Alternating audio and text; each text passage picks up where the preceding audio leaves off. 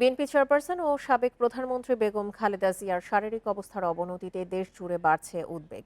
হাসপাতালের সিসিইউতে চিকিৎসাধীন খালেদা জিয়ার জন্য দোয়া চেয়েছেন তার জ্যেষ্ঠ পুত্র তারেক রহমান, রাষ্ট্রপতি মোহাম্মদ শাহাবুদ্দিন, প্রধান উপদেষ্টা অধ্যাপক মোহাম্মদ ইউনুস সহ বিভিন্ন রাজনৈতিক দলের নেতারা। খালেদা জিয়ার শারীরিক অবস্থার আরো খবর জানাতে এভার কেয়ার হাসপাতালের সামনে থেকে যোগ দিচ্ছেন আমাদের সহকর্মী শিকদার মেহেদী হাসান। মেহেদী, এখন পর্যন্ত চিকিৎসকরা কি জানিয়েছেন, যেহেতু সারা দেশের মানুষই উদ্বিগ্ন তার শারীরিক অবস্থা সম্পর্কে, সেই ক্ষেত্রে কি চিকিৎসকরা আনুষ্ঠানিকভাবে কোনো ব্রিফিং এর কথা জানিয়েছে? এছাড়া বিভিন্ন দলের নেতাকর্মীরাও আমরা শুনছি যে তাকে দেখতে যাচ্ছেন এবং হাসপাতালে ভিড় করতেও নিষেধ করা হচ্ছে বারবার। কি অবস্থা সবশেষ সেখানে?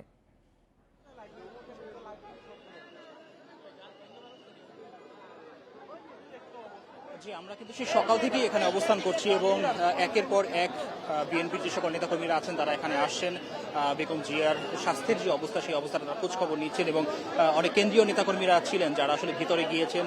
তারা যেটা আমাদেরকে জানিয়েছেন যে আসলে তিনি যে সিসিইউতে আছেন, অর্থাৎ কার্ডিয়াক করোনারি ইউনিটে যে আছেন, সেখানে আসলে সেই টেরিটরি থেকে আসলে অনেকটাই দূরে বসে আসলে তাকে দেখতে হচ্ছে এবং চিকিৎসকদের সাথে কথা বলার পরে আসলে তারা যতটুকু জানতে পেরেছে যে এখন পর্যন্ত বেগম জিয়ার স্বাস্থ্যের অবস্থা কিছুটা উন্নত হয়েছে, তবে এমনটি উন্নত হয়নি আসলে যার মাধ্যমে তাকে আসলে বিদেশে উন্নত চিকিৎসার জন্য নেওয়া যেতে পারে।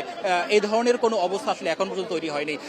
বেশ কিছু সময় আগে আন্তর্জাতিক বিষয়ক সম্পাদক বিএনপির ব্যারিস্টার অসীম এসেছিলেন, তিনিও এই একই কথা জানালেন এবং এখানে বর্তমানে ঢাকা উত্তর মহানগর বিএনপির আহ্বায়ক আমিনুল ইসলাম আছেন, তিনিও বেশ কিছু সময় আগে কথা বলেছেন যে আসলে নেত্রীর যে স্বাস্থ্যের অবস্থা সেই অবস্থা এখন অনেকটাই আগের তুলনায় অনেকটা উন্নত হয়েছে।